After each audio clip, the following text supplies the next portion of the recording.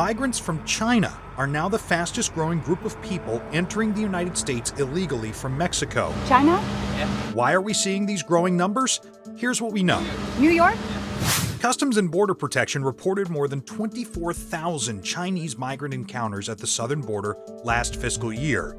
In 2021, that number was just 450. Did you just arrive here in the United States? The migrants previously told NewsNation reporters that they're escaping the Chinese Communist Party and plan to seek asylum in the United States. 向往美国的自由。 Yearning for American freedom. Some fly to Ecuador, where no visa is needed, and then travel north. 厄瓜多尔、巴拿马。 Others are flying into Tijuana Airport before being guided across the border by smugglers. The Chinese migrants are reportedly willing to pay cartels up to $35,000 for smuggling services. And for a lot of them, it pays off. More than 50% of Chinese asylum applications were granted in the 2023 fiscal year. That's much higher than the average across all nationalities, which is only 14%. So why are these migrants seeking asylum instead of trying to enter the US legally with a visa? One possible reason is that the United States tightened visa restrictions for people from China over the last several years.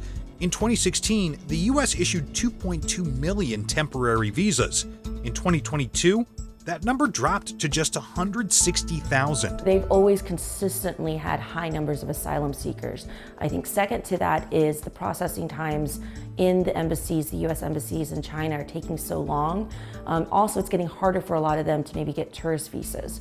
So some of those folks may have come here as students, tourists, everything like that before, and then ultimately decide, hey, I can't return to my country and seek asylum that way, versus now they can't even get into the US that way. So maybe they're taking this very desperate measure to do the journey even from China. Social media has also likely played a role in the border crossings, allowing potential migrants to better understand the process and see what the journey is like to enter the United States. ¿Cuántas familias están aquí?